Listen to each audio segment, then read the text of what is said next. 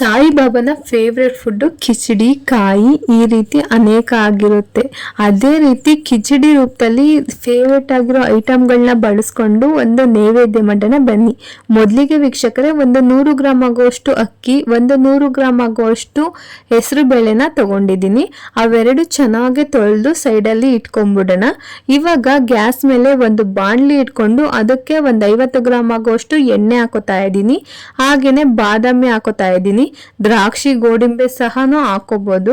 ಬಾದಾಮಿ ಸ್ವಲ್ಪ ಫ್ರೈ ಆಗ್ತಿದ್ದಂಗೆ ಇವಾಗ ನಾನು ಬೆಲ್ಲ ಹಾಕೋತಾ ಇದ್ದೀನಿ. ಬೆಲ್ಲ ನಿಮಗೆ ಸಿಹಿಗೆ ಎಷ್ಟು ಬೇಕೋ ಅಷ್ಟು ಹಾಕೊಳ್ಳಿ.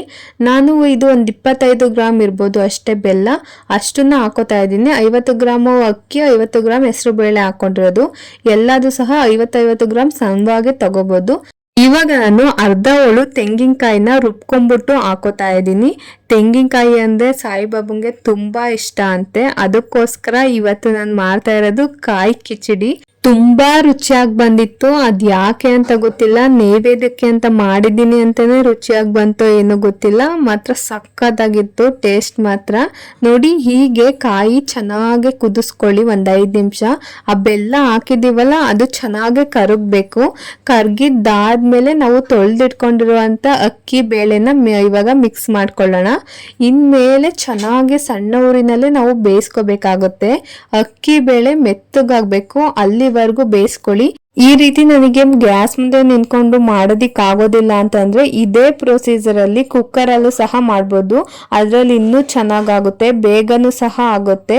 ಇವಾಗ ನೋಡಿ, ನಿಮಗೆ ಎಷ್ಟು ಬೇಕೋ ಅಷ್ಟು ನೀರ್ ಹಾಕೊಳ್ಳಿ. ಸ್ವಲ್ಪ ಜಾಸ್ತಿ ನೀರಾದ್ರೂ ಪರವಾಗಿಲ್ಲ, ಅದು ಕಿಚಡಿ ಮೆತ್ತಗಾಗ್ಬೇಕು, ಅಲ್ಲಿವರೆಗೂ ನಾವು ಬೇಯಿಸ್ಕೋಬೇಕಾಗತ್ತೆ.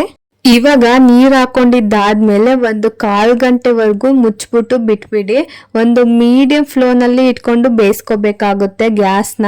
ಅಲ್ಲಿವರೆಗೂ ಚೆನ್ನಾಗಿ ಬೇಯಿಸ್ಕೊಂಡ್ರೆ ನೋಡಿ ಈ ರೀತಿ ಆಗಿರುತ್ತೆ. ತೆಳ್ಳಗಿರ್ಬೇಕು ಕಿಚಡಿ, ತುಂಬಾ ರುಚಿಯಾಗಿ ಬಂದಿರುತ್ತೆ, ಸಖತ್ತಾಗಿರುತ್ತೆ ಮಾತ್ರ. ನಿಮ್ಮ ಮಾತ್ರ ಇದೊಂದ್ಸಲ ಟ್ರೈ ಮಾಡಿ ನೋಡಿ, ನಿಮಗೆ ಆ ರುಚಿ ಏನು ಅಂತ ಗೊತ್ತಾಗುತ್ತೆ. ಇವಾಗ ಬಟ್ಲಿಗೆ ಹಾಕೋಬಿಟ್ಟು ಸಾಯಿಬಾಬನ್ಗೆ ನೈವೇದ್ಯ ಮಾಡೋಣ ಬನ್ನಿ.